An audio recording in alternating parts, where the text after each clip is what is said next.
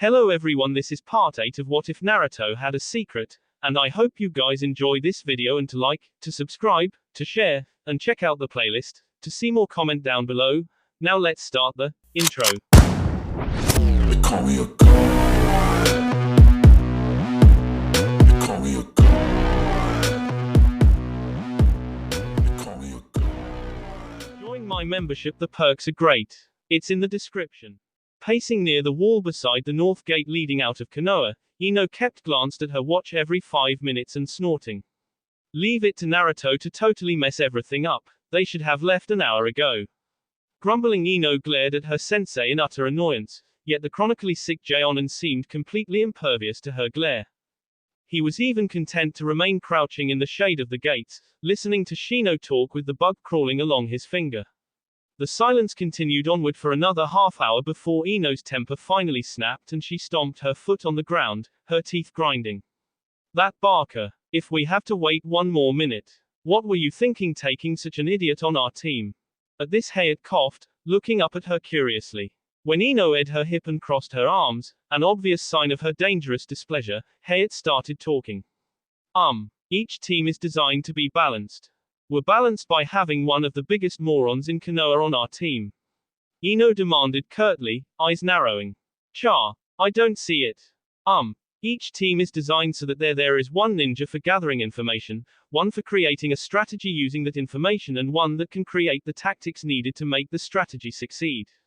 Ino, you're perfect for gathering information while Shino is perfect for strategy and Naruto is perfect for tactics. So that is why the teams were designed like they were. Shino said after a moment before nodding. It makes sense. That design would allow each team to be given almost any type of mission and have an almost assured chance of completing it successfully. But still, why'd we have to get Naruto? Why couldn't you get Sasuke and let Sakura have Naruto? Ino grumbled, looking away. That would have messed up the teams. Sasuke's team has begun handling C-rank missions. Messing with it would not be in anyone's best interest. Hayat said, covering his mouth while coughing yet again. Well, of course they are. They have the number 1 genin. Ino protested darkly. We're, like, getting another idiot that'll probably get himself K instead of just injuring himself. Actually, we're getting the number 1 genin. Hayat said, and then seeing her dark look sighed. Uchiha Sasuke was the number 1 academy student, but Uzumaki Naruto is actually the number 1 genin.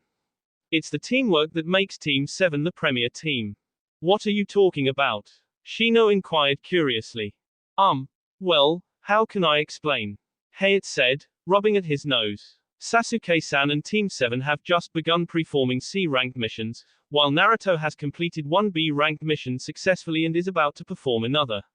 So as it stands, Naruto is the top genin. Naruto, the top genin. As if, Ino said slowly, eyes wide. Well, another factor is skills. Both have been taught above genin level, but Sasuke-san has been taught more conservative skills compared to Naruto. Oi, sorry about being late, I was having some rain, Naruto shouted, interrupting the conversation as he jogged toward them, shoving items in his pockets. Skidding to a halt, he blinked, realizing that they were all staring at him. Do I have something on my face? We should get going. Hayat said, standing up once more. Naruto, you take the lead. Right, Naruto said enthusiastically, facing toward the gates, finger raised. Let's go. Ino just barely repressed her groan of frustration. She didn't care what Hayat said, there was no way she could believe that Naruto was better than Sasuke.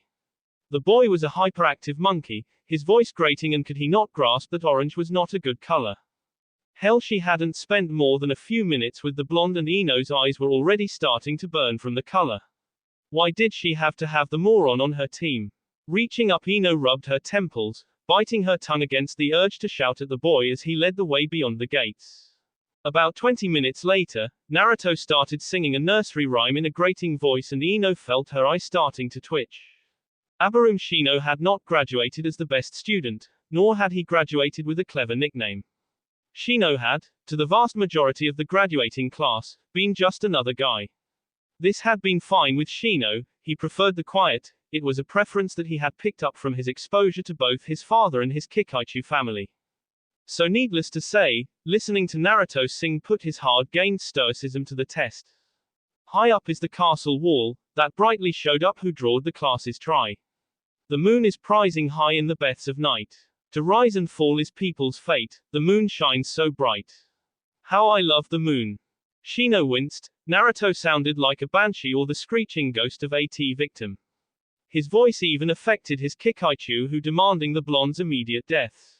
Shino didn't even want to think of how this was affecting Ino. Will you please shut up? Ino shouted, shoving Shino aside as Naruto turned in surprise. Apparently Ino had been driven crazy. Which was understandable after listening to the same screeching words for the last 4 or 5 hours. Oi, you have a problem with me singing? Duh. First you can't sing and second those aren't even the right words. Ino snapped back. Oi, those are the words. Naruto shouted back.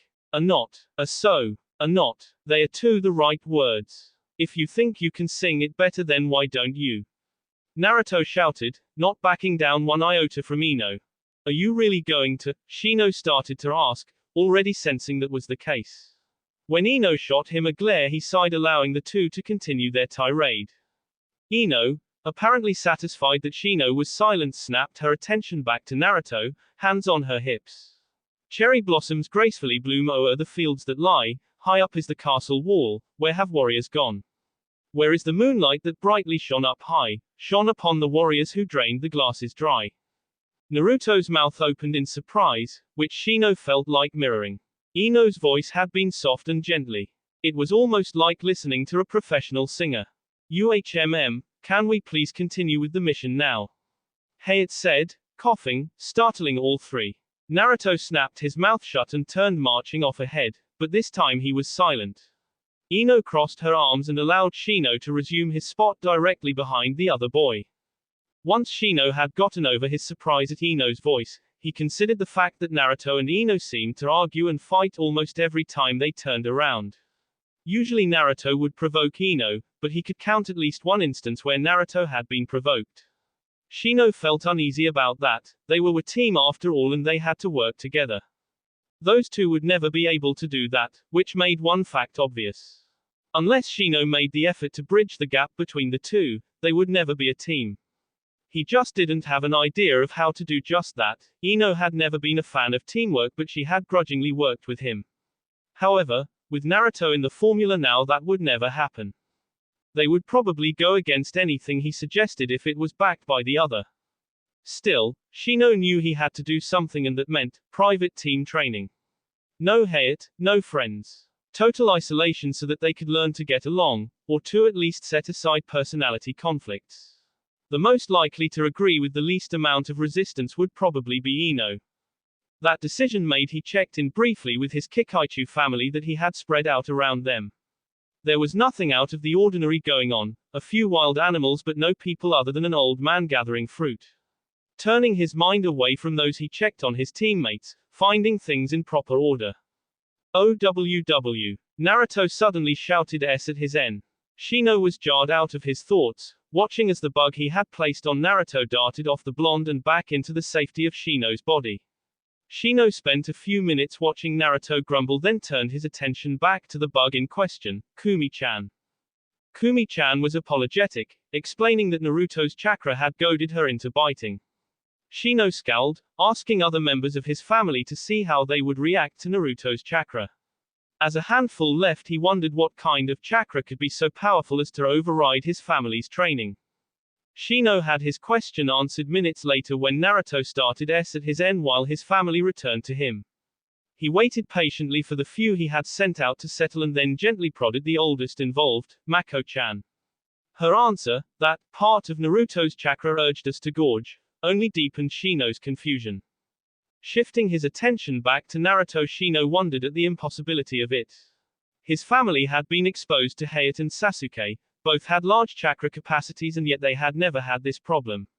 What made Naruto's chakra any different? Why did they want to gorge when they never had before? There was something odd about Naruto. Something strange. Shino suddenly felt very uneasy.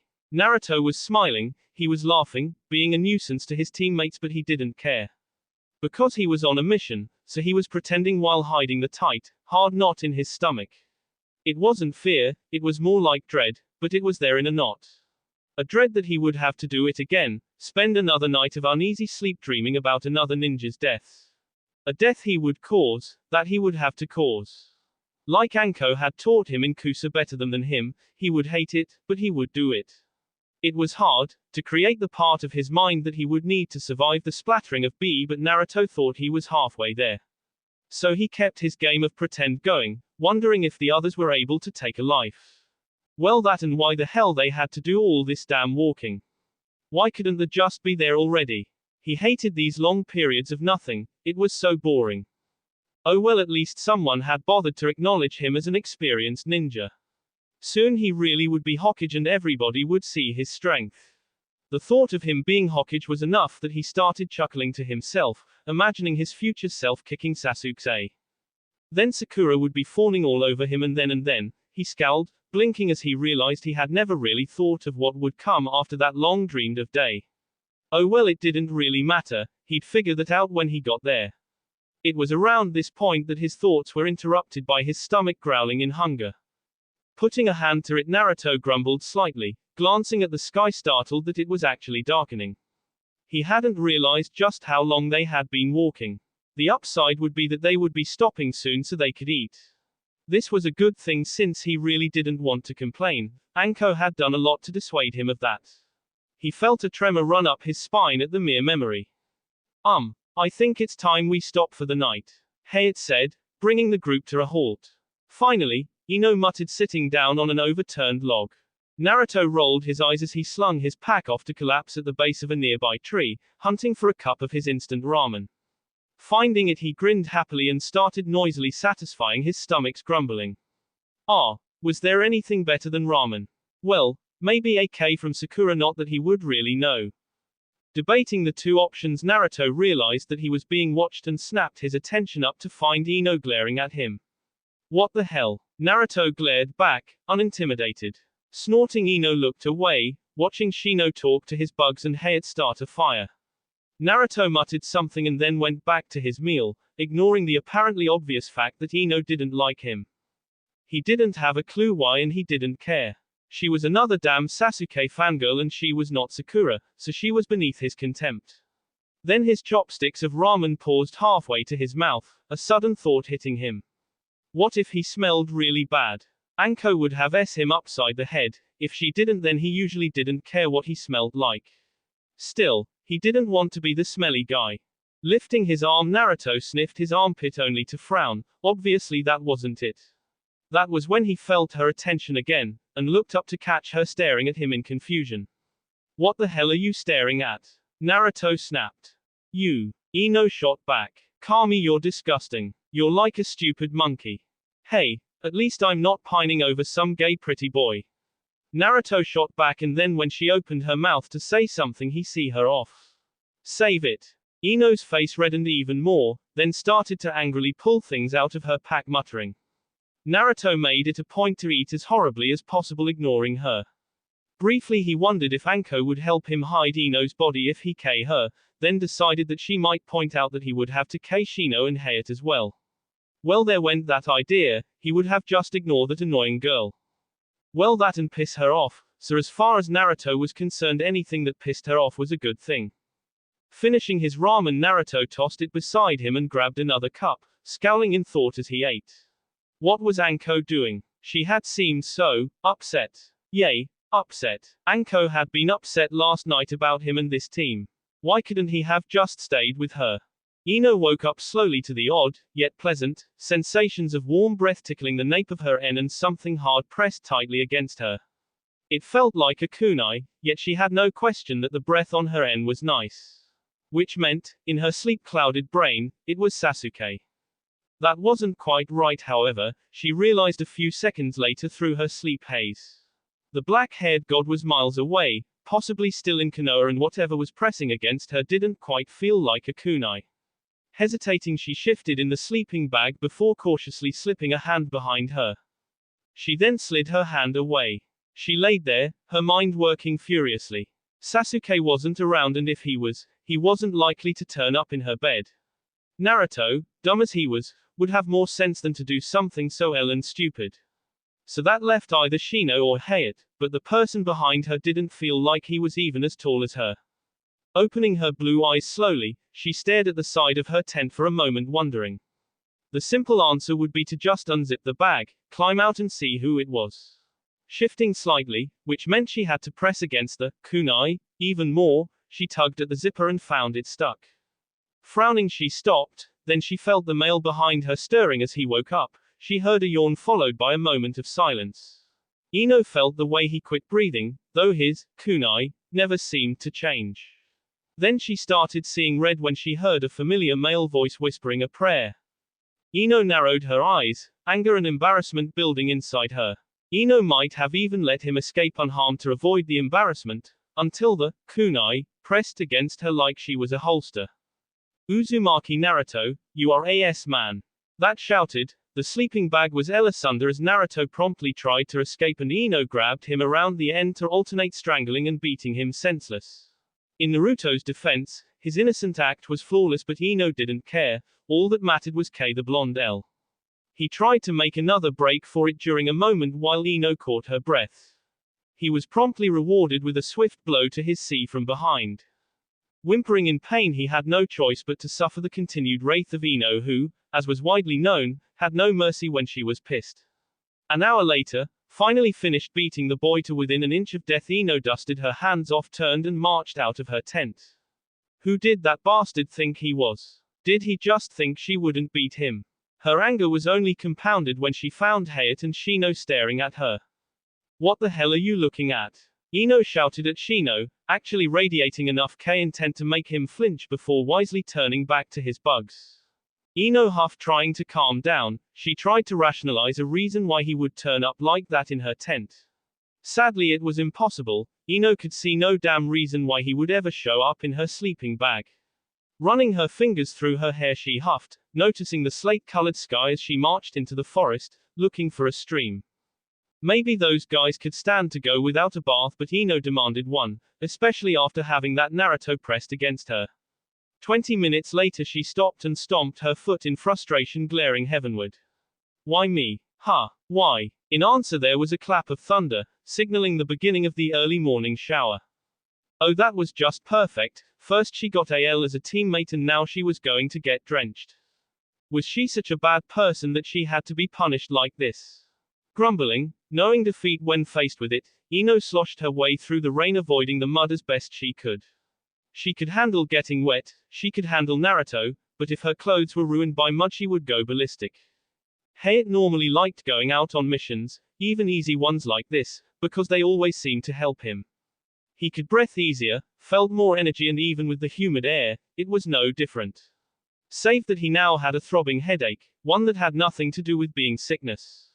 No, this headache had one source. A source dressed in bright orange, had the worst singing voice he had ever heard and constantly pissed off Ino. A girl who had a way of screeching that made even Naruto's singing voice sound pleasant. Hayate honestly could not see why Anko had not killed the blonde immediately. He knew Anko, they had worked together once, she was not a very tolerant person. As a matter of fact, the only person she had ever seemed to get along with like a normal person was Kakashi. So why she had not only allowed Naruto to live but trained him to the level he was at completely baffled Hayate. Reaching up with his free hand, Hayate rubbed at the bridge of his nose, wondering why he had ever let Yugao talk him into being a Jonin sensei. A wry smile found its way to his face as he remembered exactly how she had convinced him. Thinking about her, Hayate felt a brief moment of interest in what exactly she was even thinking about their relationship. He shrugged it off, however, shifting back into serious ninja mode. Eyes darting around, Hayate concentrated on finding the landmark that had been in the mission scroll. He had just started to think that they weren't close yet when he saw the Anbu marker hidden in the bark of a tree. Glancing at the sky, he nodded to himself before looking around. They had made good time, despite having to wait for the rain to end and for Naruto to recover. Hayate considered the various factors and decided that they could probably make it a bit further after they met the contact, and then they would have to stop for the night. 3 days wasn't so bad, especially for a genin team. It would probably take a week to settle things and then another 3 days, so they'd be gone a total of 13 days. Maybe Yugao was right about this being a kind of vacation, 13 days in the field, on a C rank mission that they would receive B rank pay for. After a few more minutes of travel, Hayat finally spotted their contact before anyone else. The man was short, balding and heavy-set. However, there was something about his bearing that told Hayat there was more to his man than normal. Seconds later the others noticed him and came to a stop, allowing Hayat to move forward to meet the man. "You must be the ninja from Konoha," the balding man said anxiously, rubbing his hands together while eyeing Hayat. "I'm the headman of Nigariki, Yakanatama Joji. I'm Gecko Hayat," the sick Jaonin said, covering his mouth as he coughed. "This is Yamanaka Ino, Aburame Shino and Uzumaki Naruto." "Ah, good, good, I was beginning to worry," Joji said, smiling faintly, fishing out a colored silk handkerchief to dab at his forehead. "I'm so pleased that you arrived safely. Bandit raids are increasing lately." Hayat nodded, filing that information away for future consideration. "Perhaps we should start for the village then." "Of course," Joji said, almost brightening. "Just follow me and don't worry, we should be there by the time the sun sets tomorrow."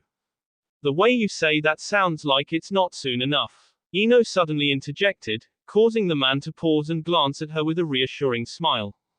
"I don't like being out of the village longer than I have to be." Ino didn't like the path the instant they started down it. First off, it was narrow and she was forced to follow close behind Shino in single file. Second off, the trees, which could barely support a pair of blackened leaves, formed a sort of gloomy tunnel and the path wound its way around the trunks. The air was so oppressive that after several minutes their feet thumped against the ground loudly. Even Naruto was subdued by the atmosphere. Ino felt her heart take an upswing every time she saw a slender beam of light that broke its way through the leaves far above and avoided being caught in the matted twigs and tangled limbs. All too soon, however, these shafts of light ceased and Ino was forced to endure the gloom without solace and at times forced to grab the back of Shino's jacket to keep from getting lost. It felt like they had been traveling for hours and Ino was past the point of caring about much of anything. All she wanted was to reach the village so she could take a warm bath and relax. It seemed that a god heard Ino's silent wish, for soon enough they reached a much brighter stretch of forest and Ino felt herself cheering up at this. Without the undergrowth the shadow was nowhere near as deep, and while the light was greenish it was at least light. Ino also took comfort in the fact that they now had a semi-fresh breeze. Thankfully they passed through what remained of the forest in another hour and she was once more bathed in the wonderful rays of the sun, even if it was starting to dip beyond the horizon. "I think we should stop for the night," Joji said, while wiping at the back of his N with the handkerchief and glancing around at the field. "We should reach the village by noon tomorrow." "Oi, why can't we keep going?" Naruto asked. Joji nervously rubbed at his hands. "Well, we have to cross a deep ravine using a rope bridge." Ino froze, her pack half off her shoulder, staring at the man suspiciously. "Like, why do I get the feeling there's something about this bridge you're not telling us?" It's not exactly whole," Joji explained, laughing nervously. "I nearly fell 5 times getting to this side of the ravine." "Right," Naruto said, giving a thumbs up. "Well, then I guess it's a good idea to stop for the night." Ino rolled her eyes and turned back to unpacking her sleeping mat, not wanting a repeat of what had happened last night. Locating the flattest and driest surface that she could, she unrolled it, pleased that Hayat was smart enough to set up the campfire nearby. Setting down on her mat, Ino lifted her pack and started shifting through it for the essentials: food, water, a mirror and brush. Calmly, she couldn't wait to get back indoors, then she could have a bath, wash her clothes and take proper care of her hair. Grumbling, she worked the ponytail loose and ran the brush through, wincing at every knot that she had to struggle with. "Kami, I'm hungry," Naruto grumbled, flopping down near her with a splattering of mud, a cup of ramen in his hand. Ino froze as the mud hit the edge of her sleeping mat, then glared at him. "Ugh, don't you have anyone else to annoy?" Naruto paused, looking up, about to say something with a mouthful of ramen, causing Ino to grimace. "You are so disgusting. Kami, don't you ever eat anything else?" Narrowing his eyes, Naruto gulped his food down without chewing. "Oi, like you're any better. Besides, don't you know that ramen is the perfect meal? A gift from the gods." Ino rolled her eyes, turning back to her mirror. There was no point in trying to argue with that moron. Wincing at a particularly cruel knot, she wondered why she had to be punished like this. Finishing up, she shoved her brush into the pack, then looked around to see what was going on. Finding everyone settling in for their own meals, Ino shook her head and pulled her knees up, resting her chin on them, staring at the fire. She was starting to doze when Hayate decided to speak up, his voice jarring her back into the real world. Joji-san, would you mind telling us a little bit about what is going on? Interest piqued, Ino shifted her attention to the heavy-set man who looked startled. He nodded after a moment, then set his own meal aside before clearing his tea. Of course, the headman said, looking up, his face highlighted oddly by the flames. Well, the village is located on the edge of an ancient forest that surrounds the ruins of an old castle. The village has served as a trading center for the local logging crews and it was doing very well, everybody was happy and safe. Then about 6 months ago there were random disappearances, at first a hunting party here or a farmer and his family there. Oi! And you didn't tell anyone sooner? Naruto demanded heatedly, only to have Joji brush him off calmly. People disappear quite often. They leave for other villages or sometimes fall into the ravine that isolates our village, or get caught in a rock slide in the mountains that back the forest. Joji shrugged, shifting his gaze back to Hayate. However, when the flow of wood began to disappear, we grew extremely worried and searched the camps. We found nothing, no clues as to where they went, just empty camps. A perfect example of a C-ranked mission. Hayate nodded, coughing before he settled down. So why did you upgrade the level? There were several reasons. The main reason, however, was the village elders urged for it since the merchant guilds were getting very unruly. An example of this was that one guild hired several freelance fighters, who turned out to be nothing more than bandits. Joji shrugged, sighing. I was forced to upgrade the mission, though I highly doubt it's B-ranked. I even explained that to the man that I spoke to and he agreed. So that is why they allowed my team to continue whatif the mission despite its rank. Hayate mused, glancing at the 3 genin. Well, I think we'll be able to handle things. After we reach the village we'll decide what to do. Ino sighed and closed her eyes, thanked the gods that it wasn't raining. Then she felt a drop of water on her forehead, followed by another, and she sighed. Of course. The ropes creaked as the rope bridge swayed over the deep ravine, whose bottom disappeared into a thick fog, while ahead just barely visible were the craggy mountain peaks that overlooked this stretch of land. Hayate paused, clutching both sides of the bridge, following the mountain range until it disappeared from sight due to distance. The mission report hadn't been lying, this village really was isolated. Shaking it off, he started forward once more, keeping a close eye on the creaking boards and the 4 people in front of him.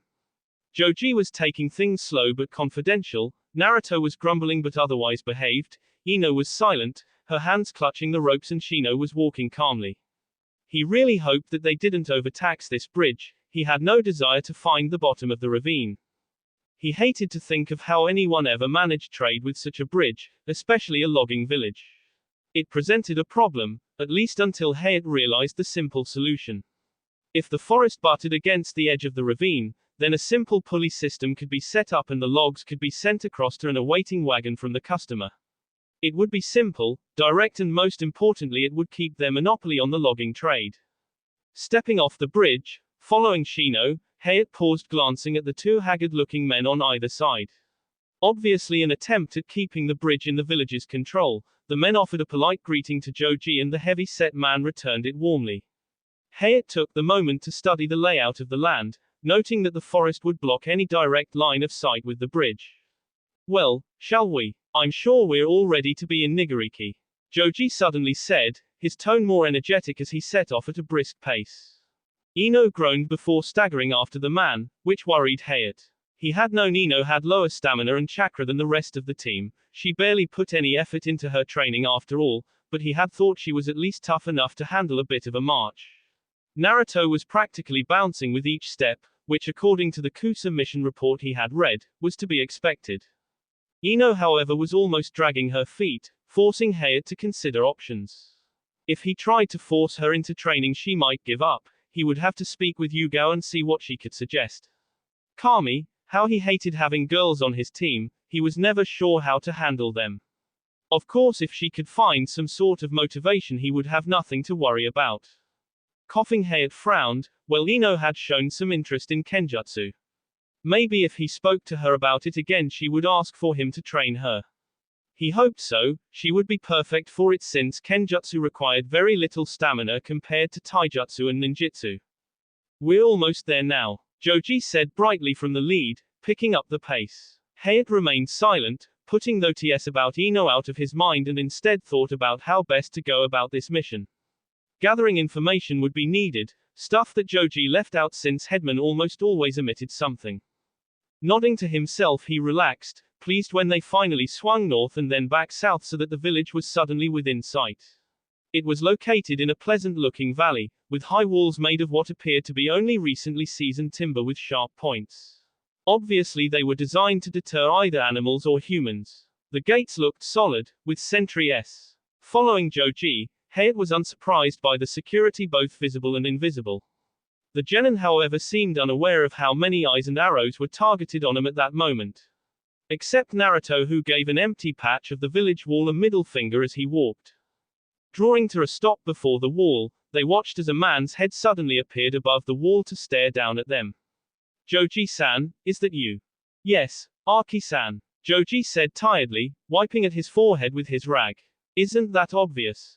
Sorry, Araki said, cheeks flushing faintly. Then clearing his tea he spoke up. I need the password for this week. Araki, if you can see it is me, and these are the Konoha ninja, must you insist on this? Joji asked, his tone exasperated. Yes, sorry, Joji-san, but you were the one that told me to do this to everybody. Araki said apologetically. Fine, Joji muttered, glancing at them before shuffling forward to whisper the word through the gate to whoever was on the other side. Seconds later Araki disappeared behind the wall before reappearing. 1 minute. He must have broken something to be this proper. Joji muttered before brightening as he gestured with an expansive hand as the gate swung open. Welcome the village of Nigariki. Hayate followed the others inside, followed by Joji and the closing the gates. The Jonin had expected as much. The streets were almost empty, the buildings seemed solid enough, but there was obviously very little business going on with the loss of the loggers. Besides that, there was a sense of despair blanketing the area. The few people on the street were jittery and their eyes kept darting all around them, searching for the hidden attackers that plagued their lives. They were all on edge, which seemed to put the three young ninja on edge as well. Hayate had seen this sort of thing before, so he merely turned his attention back to an expectant Joji. I see what you mean. Once we've had a chance to rest properly we'll set out and take a look around. Hayate said, coughing before he glanced causally in a random direction. Joji nodded and turned, gesturing for them to follow him once more. Of course. We've selected the best inn we could for your use. It's on the north side of the village, isolated and secured. It also has a hot spring that bubbles from the rock into a natural bath. Hayate noted Ino's sudden upswing in attention and repressed his sigh. A minute later they were standing at the doorway of the room inside a medium-sized inn that looked almost unused. The room itself was small and rather meager compared to other inns, but it was well kept and clean. It also was warm, which was a plus since the nights were growing steadily colder. On the clean, hardwood floors, rested two neatly made futons, one of which rested under the only window in the entire room. Hayate nodded to himself, turning to face the three genin that were hovering near the doorway. Ino was glaring at Naruto, who was talking animatedly with an impassive-looking Shino. Maybe it was time that they were sent far away, or at least far enough away that Hayate could concentrate on things. Why don't you three go get dinner? Hayate finally offered, coughing yet again. I'd like sushi. Oi, why do we have to do that? Naruto piped up, disagreeable as always. Hayate repressed his sigh and instead slipped his pack off and placed it on the futon near the window. Because you might also learn some information that Joji-san didn't want to share. Seeing the recognition on the blonde's face, Hayate breathed easier, or as easy as he could considering his health. Do you really think that Joji-san was keeping something from us? Ino asked curiously. Surprisingly it was Shino that answered. Of course. Everyone keeps something from people they shouldn't. Hayate only coughed, which earned him disgruntled looks from the genin before they left.